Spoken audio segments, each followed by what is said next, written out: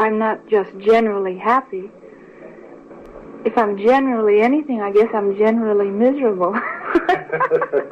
From Hollywood's most desired icon to a forgotten daughter no one claimed, Marilyn Monroe's life was far from the dream they sold. She learned early on that love was conditional and safety was temporary. Each new home came with new rules, new faces, and new heartbreak. By the time she was a teenager, she had already lived through more instability than most would face in a lifetime. The world would later see her as a goddess, but she began as a little girl searching for someone, anyone, to stay. Marilyn Monroe was born as Norma Jean Mortensen on June 1, 1926, in Los Angeles, California. Her birth certificate listed a man named Edward Mortensen as her father, but he had separated from her mother years earlier and was never part of her life. In truth, Marilyn never knew her real father. Her mother, Gladys Pearl Baker, worked at Consolidated Film Industries, and during that time, she had an affair with a co-worker named Charles Stanley Gifford. He was a married man, and when Gladys became pregnant, Charles left her. He never came forward to claim the child or acknowledge her existence. Gladys struggled with severe mental illness,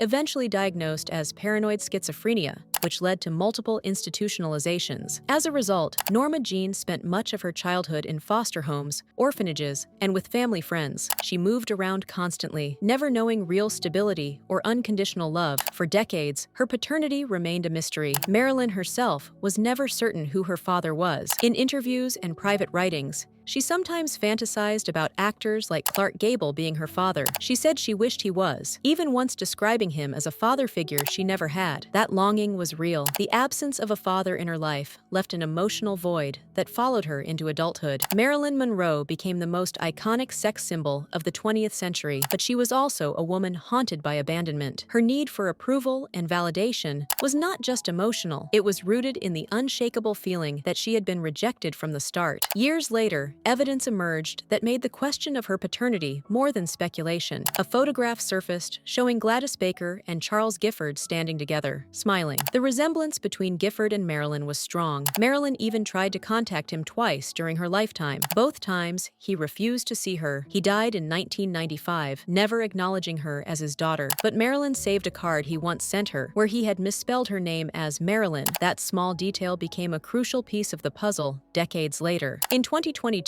a French documentary titled Marilyn, Her Final Secret brought finality to the question. Scientists used a lock of Marilyn's hair and compared its DNA to a sample from one of Gifford's living descendants. The results were conclusive. Charles Stanley Gifford was Marilyn Monroe's biological father. This confirmation did not change the fact that he ignored her while she was alive. He had built a life, raised other children, and never made room for the daughter he left behind. For Marilyn, the truth came too late. The revelation added a painful footnote to her legacy. While the world obsessed over her beauty, her marriages, her films, and her mysterious death, the foundation of her life was built on rejection and loss. Knowing her real father never wanted her, even when she was the most famous woman in the world, casts a long shadow over everything she achieved. Fame did not heal her. It only made her isolation more public. Every photograph, every magazine cover, every standing ovation, none of it replaced the affection she never received from the man who helped create her. People who knew Marilyn during her final years described her as fragile, insecure, and desperate for connection. She suffered from insomnia, depression,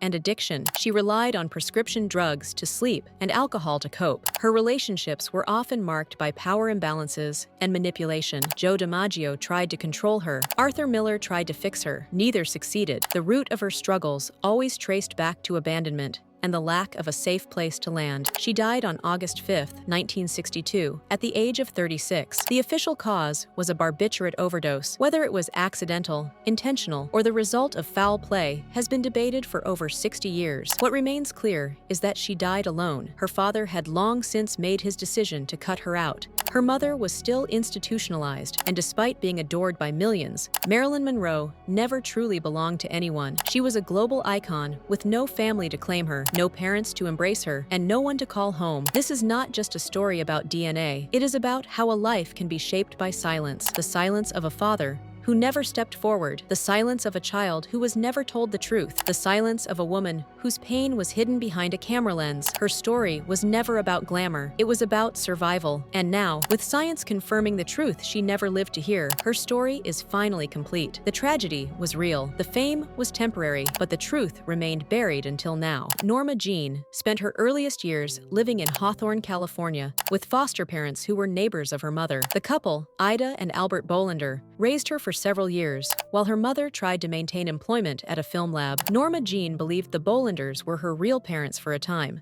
until her mother tried to take her back during one of her brief periods of stability. That reunion did not last. Her mother suffered from severe mental illness and was soon institutionalized. From that moment, Norma Jean became a ward of the state. She entered the California foster care system in the early 1930s. The system placed her in various homes throughout the Los Angeles area. At one point, she lived with her mother's best friend, Grace McKee. Grace loved movies and encouraged Norma Jean's interest in film stars and glamour. But when Grace married, she could no longer care for her, so Norma Jean was sent to live with other relatives and acquaintances. The placements were frequent, sometimes lasting only a few months. Each new home meant new rules, new people, and more instability. At the age of 8, she moved into the Los Angeles Orphans' home. The facility was clean and organized, but cold and impersonal. There were strict routines. Children shared beds and were expected to keep quiet. Norma Jean spent 2 years there before Grace became her legal guardian again. However, Grace still struggled financially, so Norma Jean was soon sent to live with different families again. During this time, she experienced abuse in one of the homes. She spoke about it later in life, explaining that it left a lasting scar. She said she learned not to trust easily and began to retreat inward. As she grew into her teenage years, she found moments of joy in reading, writing, and daydreaming. She wrote poetry and kept journals. Teachers noted that she had a vivid imagination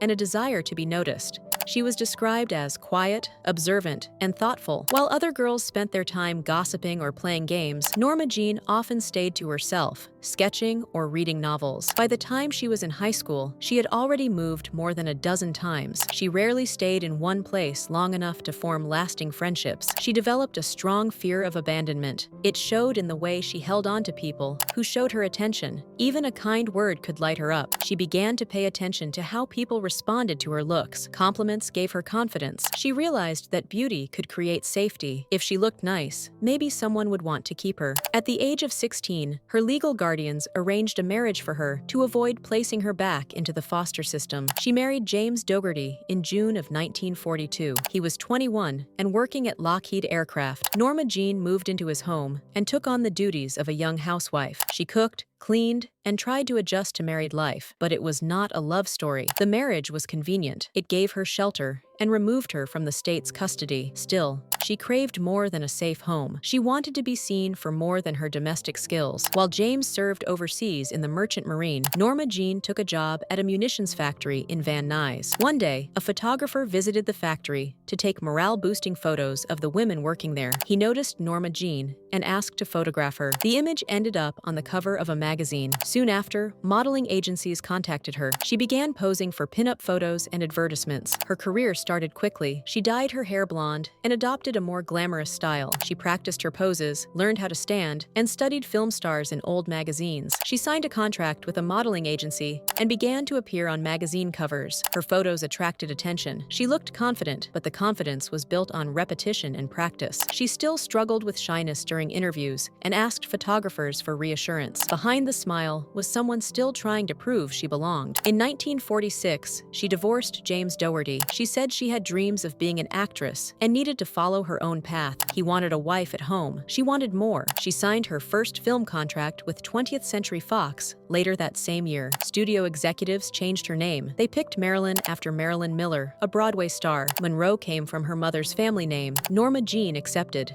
the change. She believed the new name would give her a new start. She studied acting, worked on her voice, and took speech lessons to soften her accent. Her goal was not just to be famous. She wanted to be respected. In her first few films, she played minor roles. She worked hard on every scene, asking directors for feedback and staying late to rehearse. She read scripts carefully and tried to bring depth to her characters. She watched older actresses and paid close attention to how they moved and spoke. Her talent grew, and directors started to notice. Slowly, she she began getting larger parts. Throughout this rise, she rarely spoke about her childhood. She avoided questions about her family. When asked, she gave vague answers or changed the subject. Those early years were not just difficult, they shaped her entire understanding of love, safety, and trust. Every camera flash captured a woman who had survived years of instability and pain. Each role she played was part of the transformation from the invisible child into someone the world could not ignore. Norma Jean became Marilyn Monroe, but the forgotten child never really disappeared. She stayed hidden behind the makeup, smiling quietly, hoping someone would finally see her. Charles Stanley Gifford was born in the early 1900s in California. He spent most of his life working behind the scenes in Hollywood, not as an actor or director, but as a film lab technician. He held a steady job at Consolidated Film Industries, where his job involved managing film processing. The studio worked with major production companies, and its employees handled the reels and footage used in the entertainment industry. He had a reputation for being private and quiet, someone who stayed out of the spotlight despite working near it. During the late 1920s, Gifford became involved with a woman named Gladys Baker. She also worked at the film lab, doing film cutting and editing. Their connection grew quickly. At the time,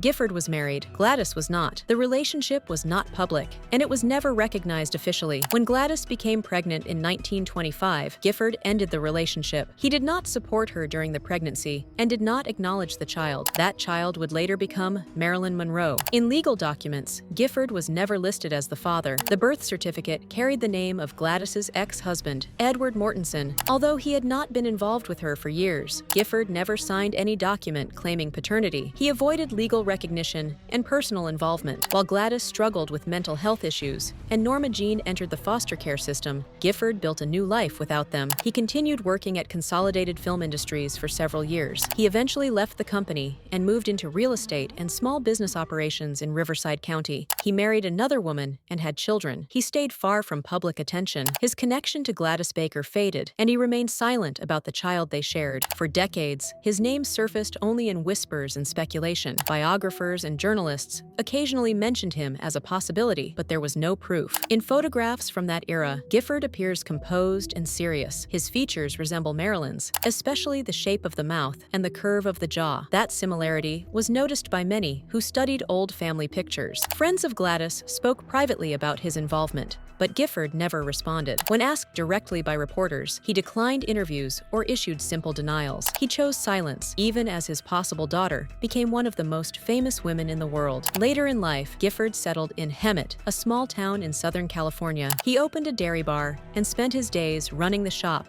and interacting with customers. Those who lived in the area described him as polite but distant. He rarely spoke about his past. He lived in a modest home and kept a regular routine. He was known in the community but never embraced the attention that might have come from his Hollywood past. There was no evidence that he bragged about his connection to Marilyn. In fact, he never mentioned her publicly. Marilyn tried to contact him. At least 2 attempts were made. One involved a visit where she hoped to speak to him directly. Both efforts failed. Gifford refused to meet her. He never acknowledged her as his daughter, not in public, not in private, not even through letters. After her death, nothing in his public records or statements suggested that he had any regrets or change of heart. He died in 1995 at the age of 90 years old. He was buried quietly. No mention of Marilyn Monroe appeared in his obituary. His other children were listed. The family made no statement about the possibility that Marilyn was part of their bloodline. Years later, a personal item surfaced that connected him to Marilyn directly. In her possessions, a card was found, signed by Gifford. He misspelled her name, writing Marilyn instead of Marilyn. The note was simple, but proved that some form of contact had taken place. That card remained among her personal effects for decades. Its existence hinted at a connection, but without confirmation, it remained just another piece of speculation. Then, in 2022, a team of scientists conducted a DNA test using a strand of Marilyn's hair and a sample from one of Gifford's living descendants. The test confirmed that Charles Stanley Gifford was indeed her biological father. The mystery that lasted nearly a century was resolved with science. The man who had stayed silent for his entire life was now linked to her by undeniable evidence. Gifford's story is marked by absence. He did not abuse, slander, or attack her. He simply stayed away. He chose not to be part of her life. His rejection was quiet, but it carried weight. Marilyn was left to wonder. That wondering became part of her personal pain. It shaped how she viewed love, family, and identity. Charles Stanley Gifford's name never appeared in the credits of a film, but his actions created a different kind of legacy, one defined not by what he gave, but by what he withheld. He remained a mystery while alive, and even after death, the truth only emerged because others searched for it. His decision not to claim his daughter did not stop her from becoming a legend, but it did leave behind a missing piece that only time and technology could uncover. The man behind the silence now has a name, and the daughter he never claimed now carries that truth forever.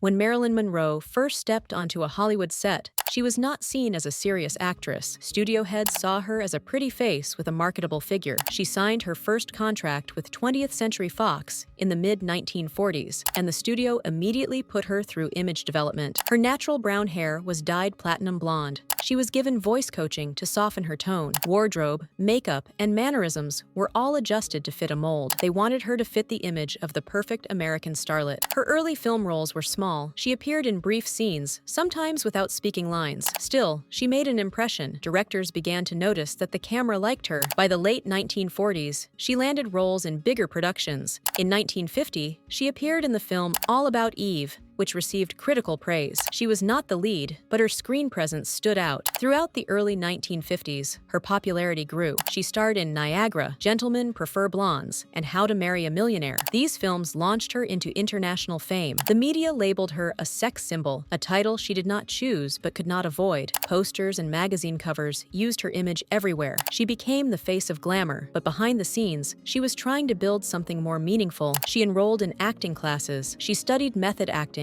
at the Actors Studio in New York. Her teachers and fellow students respected her effort. She was not there to be admired. She wanted to improve. She often arrived early and stayed late. She asked questions. She took notes. She wanted to be taken seriously as an actress, but her reputation for beauty often overshadowed her dedication. Marilyn's performances began to show depth. In Bus Stop, she played a small-town singer with dreams and struggles. Critics noted the shift. They praised her vulnerability on screen. In The Prince and the Showgirl, she starred opposite Laurence Olivier. The production was difficult. There were reports of tension on set. Olivier criticized her process. She felt unsupported. Despite that, the final film showed her talent. She carried her role with emotion and poise. She created her own production company in 1954. Marilyn Monroe Productions allowed her to choose scripts and roles. It gave her some control in an industry that rarely gave women power. The company produced The Prince and the Showgirl, and was a statement that she was not just a product. She wanted to shape her own career. Her fame brought attention everywhere she went. Photographers followed her. Journalists asked invasive questions. Crowds gathered just to watch her walk by. She handled it with grace, but the pressure was constant. Her image was managed closely. Public appearances required careful planning. Every dress,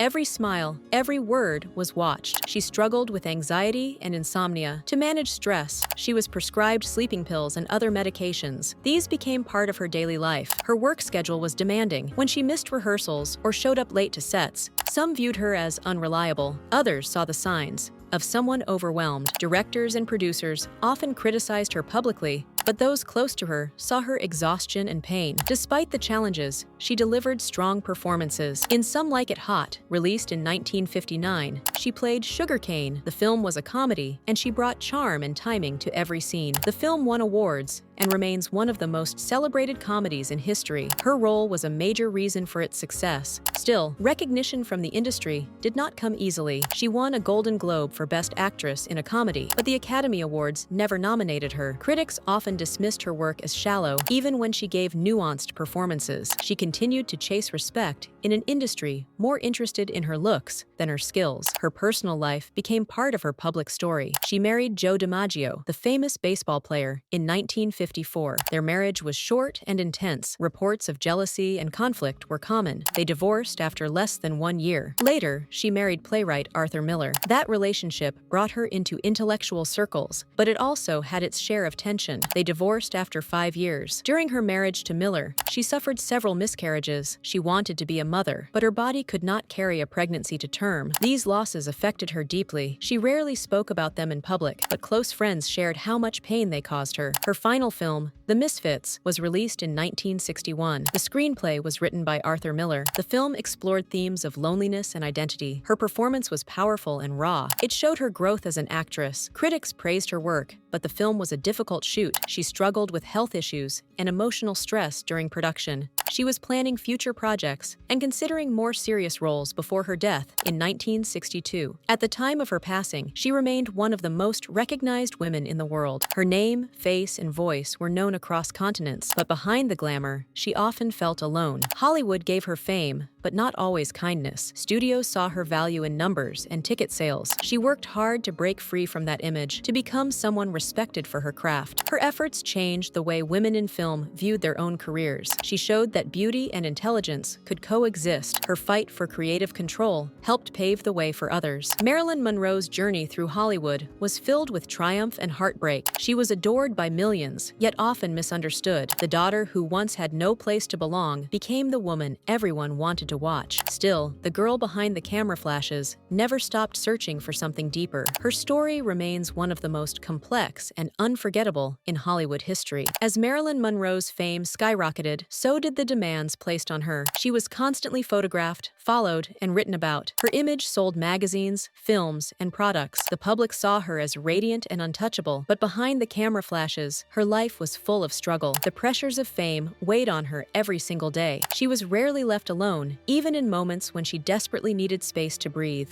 By the mid-1950s, she had already begun showing signs of deep emotional distress. Her sleep patterns were erratic. She often relied on pills to fall asleep, and different ones to stay awake. These prescriptions were not monitored closely, and she was given multiple combinations over the years. Doctors tried to manage her symptoms without always understanding the root of her suffering. She became dependent on medication, which added confusion and exhaustion to her already busy schedule. Her work habits began to change. She would arrive late to film sets, or sometimes not show up at all. Directors and producers grew frustrated, but those closest to her said she was simply overwhelmed. She struggled with anxiety and often felt physically sick before stepping in front of the camera. Her body was under constant stress. Even though she still delivered impressive performances, the cost was growing heavier. She had trouble trusting people. After years of being abandoned or used, she kept her circle small. She did not confide in many people. When she did, it was usually through letters or notes. Her words revealed someone deeply self-aware, often reflecting on how others saw her versus how she saw herself. She knew she was living behind a character. She referred to Marilyn Monroe as a creation, something separate from who she really was. In interviews, she tried to push back against the narrative that she was simply a pretty face. She wanted people to understand that she worked hard, studied constantly, and took acting seriously. But the media preferred the image of her as the bubbly blonde. She rarely got credit for her intelligence or her business decisions. She created her own production company, took acting classes, and demanded better roles. Those facts were often ignored or downplayed in favor of stories about her personal life. Her relationships were often complicated. She married Joe DiMaggio in 1954, but the marriage lasted only 9 months. He disliked the way she was portrayed in the media and wanted her to leave the film industry. Their arguments were frequent and intense. After the divorce, he remained in her life, sometimes helping her during low points, but the emotional damage was already done. She married Arthur Miller in 1956. At first, she believed he understood her in ways others had not. He was a writer, a man of intellect, and she admired him deeply, but even that relationship became strained. Miller rewrote parts of his script for The Misfits to reflect aspects of their marriage. During filming, she discovered notes he had written describing her as a disappointment. She felt betrayed. The marriage ended in divorce in 1961. During this time, she continued to suffer from health problems. She had multiple surgeries, including procedures to address chronic pain and gynecological issues. She also experienced miscarriages, which added emotional pain to her already fragile state. She wanted to be a mother. Each loss deepened her sense of isolation. She often sought help from psychiatrists and physicians. Some tried to help, others took advantage of her fame. She moved in and out of clinics, trying to stabilize her mental health. At one point, she was admitted to a psychiatric ward against her will. She called Joe DiMaggio, who came to her rescue and secured her release. That moment revealed how deeply vulnerable she had become.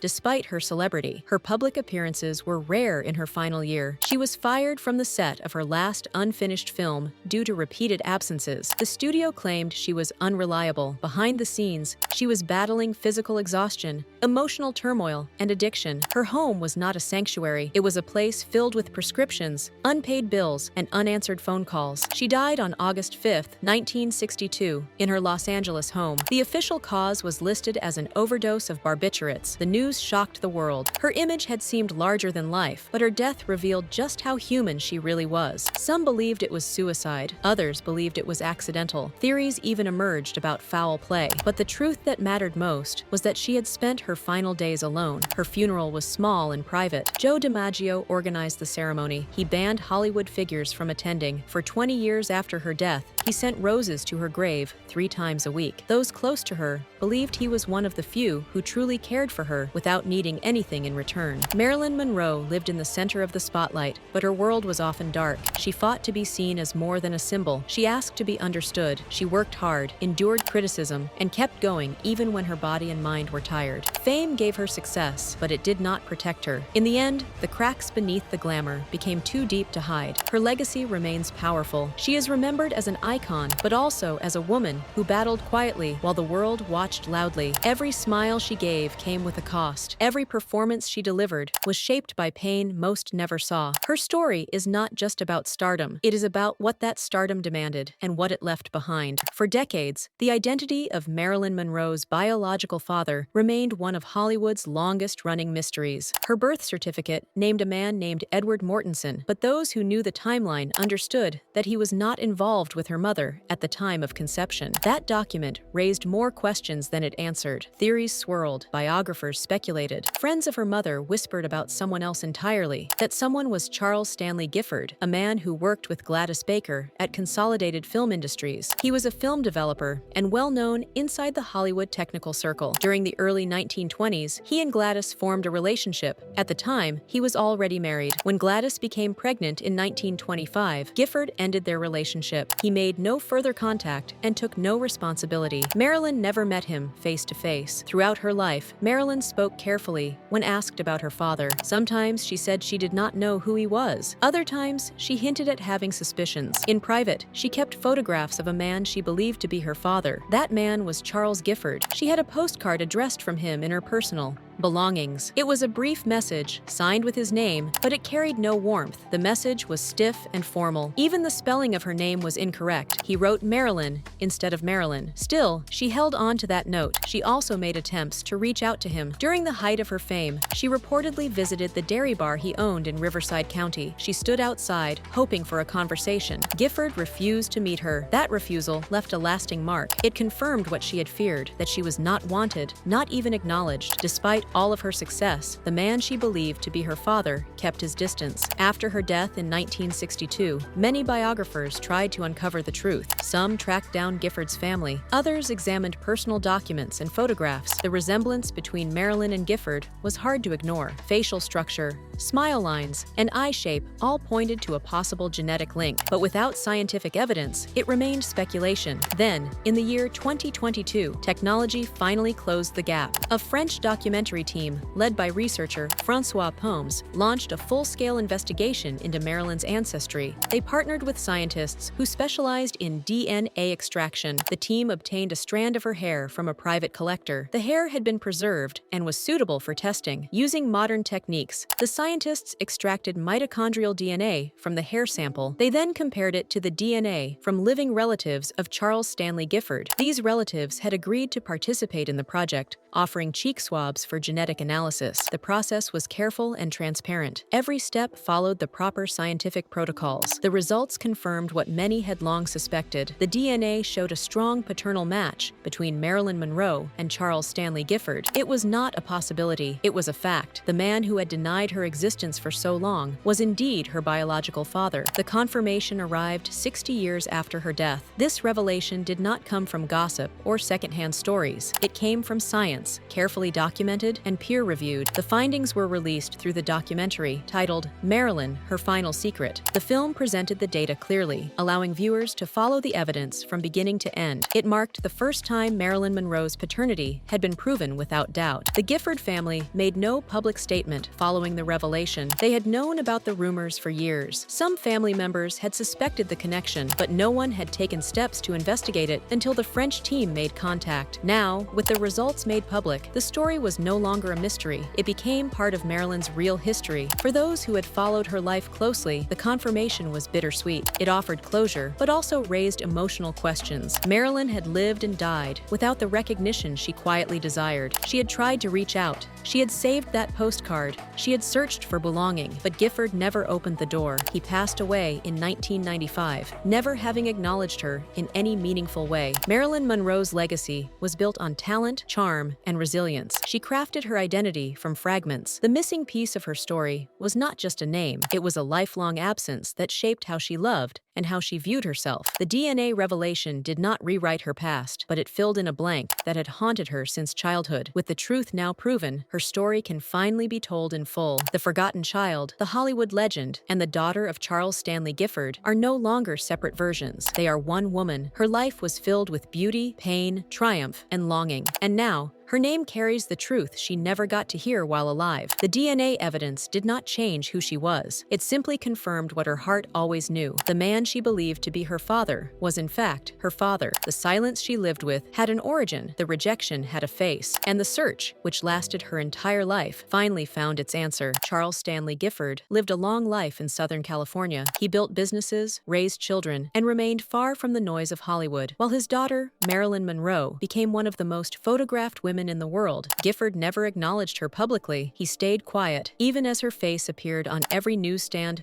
billboard, and screen. He lived just hours away from where she worked, yet he chose silence. Throughout the 1950s and early 1960s, Marilyn's struggles were not hidden. Her breakdowns made headlines. Her illnesses were reported in detail. Reporters followed her into clinics and stood outside her home. Her divorces, miscarriages, and hospitalizations were broadcast around the globe. It was impossible not to know what she was going through. Gifford was alive for every single moment of that. He saw her rise and fall over and over again. He saw the headlines about her lateness on set, about the medications, about the exhaustion. He saw the photos of her looking tired, sick, or alone. He read the magazine covers that questioned her mental state. Still, he said nothing. He did nothing. He had the means to reach out. He owned businesses and property. He had access to phones, mail, and transportation. He had family connections that could have delivered a message, but he stayed still. He did not try to contact her when she was hospitalized. He did not speak her name when she was performing in front of the world. He did not attend her films or send support through private channels. Every opportunity to acknowledge her pain passed without a word. In private, Marilyn held on to the idea of him. She kept his picture. She saved his note. She wondered why he would not talk to her. That wandering created one of her deepest wounds. People close to her said she longed for recognition from a father figure. She had lost her mother to mental illness. She never knew a stable home, and yet her biological father was out there, watching it all. The emotional damage this caused was long-lasting. Marilyn searched for approval in places that were never secure. She trusted men who later betrayed her. She formed attachments quickly, hoping each new relationship might finally bring the acceptance she craved. The absence of her father was not just a missing piece, it was a shadow that followed her into every room. Psychologists who studied her life noted patterns of abandonment and rejection. These shaped her behaviors in adulthood. She feared being left. She feared not being enough. When directors or producers criticized her, she internalized it deeply. When lovers pulled away, she fell into despair. Her emotional responses were not overreactions. They were reflections of a lifetime of being unseen. Even as she grew into global stardom, that wound remained. Her personal writings show how deeply she struggled with identity and worth. In notebooks, she questioned her value beyond fame. She asked herself why love felt so fragile. These thoughts did not come from ego. They came from a childhood without affirmation, without a foundation. Gifford was not simply a man who stayed away. He was a father who watched her hurt and chose silence over connection. When she died in 1962, Gifford remained silent. He did not attend her funeral. He did not send flowers. He did not offer a statement to the press. His name was never linked to her in the obituaries or memorials. Even in death, she remained a stranger to him. That decision added another layer to the story, the final confirmation that he would not step forward, not even in grief.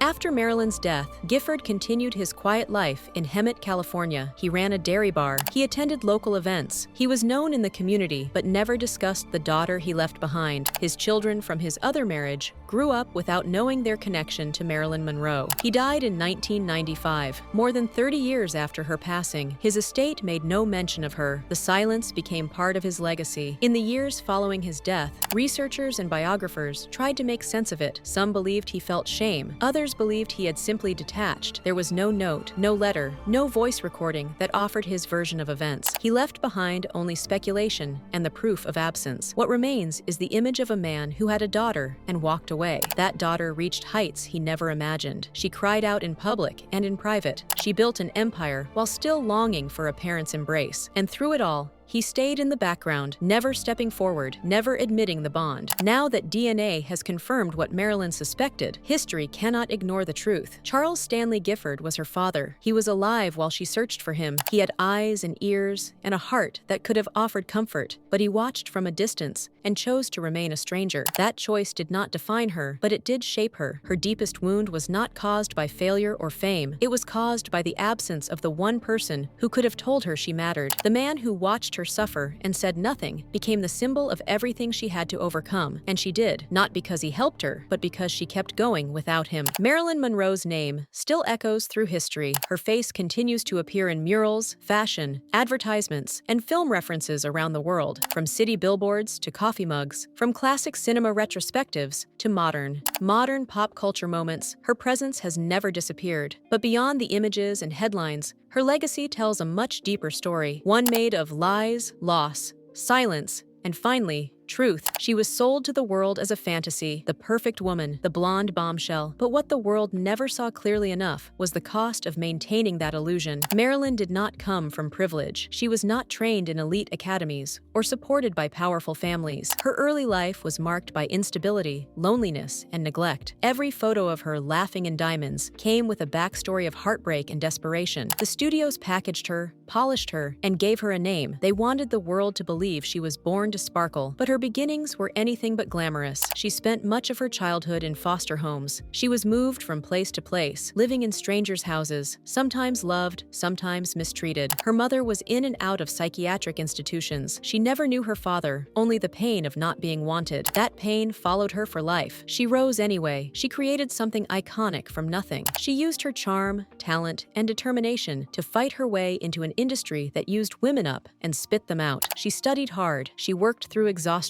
She demanded better contracts, better roles, and better treatment. Her image was soft, but her spirit was strong. She took ownership of her career when very few women dared to. Still, behind the curtains, she was breaking. Her body bore the weight of the spotlight. Her mind carried the burden of abandonment. She trusted too easily. She loved too deeply. And time after time, the people she leaned on either betrayed her or walked away. Her life became a constant balancing act between fantasy and survival. Even in her final days, she was trying to push forward, planning new projects, holding on. But the greatest unspoken wound in her story was the absence of her father, not just because he was missing, but because he was there and chose not to show up. Charles Stanley Gifford had the chance to change everything. He had decades to step forward, to offer a word, a hand, a moment of recognition, but he said nothing. He let the world watch her fall apart without ever sending comfort. That silence haunted her, and yet the truth refused to stay buried. 60 years after her death, science proved what Marilyn always suspected. DNA confirmed that Gifford was her biological father. It took a team of researchers, preserved strands of hair, and genetic testing to reveal what he could have admitted with a sentence. It was not just about biology. It was about the truth finally catching up with the myth. This revelation reshapes her legacy. It gives her back something she was denied in life: acknowledgement. It does not fix the past. It does not erase the pain, but it completes the story. Marilyn Monroe was not just an icon. She was a daughter, abandoned and searching. Her story was not just about fame. It was about the quiet war she fought every day to feel like she mattered. And still, she built a legacy that outlasted every studio, every critic, and every man who underestimated her. She became a symbol not just of beauty, but of resilience. People still study her films, write books about her, and search for meaning in her life. She became the voice for those who are unseen, unheard, and underestimated. Her vulnerability became her power. Now, her truth belongs to history. The missing name has been found. The final piece of her puzzle is no longer lost. She is no longer the girl without a father. She is the woman who stood in the face of rejection and became unforgettable. The lie told about her parentage could not erase her impact. The silence from those who failed her could not dim her light. And now, the truth that has surfaced sets her free. It honors her struggle. It ends the questions. It gives her the dignity she was denied by those who should have cared first. Marilyn Monroe's story is no longer unfinished. It is a story of survival, transformation, and ultimate revelation. Not every scar could be healed. Not every question answered in her lifetime. But now, with everything revealed, her legacy stands stronger than ever, not because of how she died, but because of how she lived. She did not need her father's approval to change the world, but she deserved his love. And now, even if too late, the truth carries her name, loud, clear, and permanent.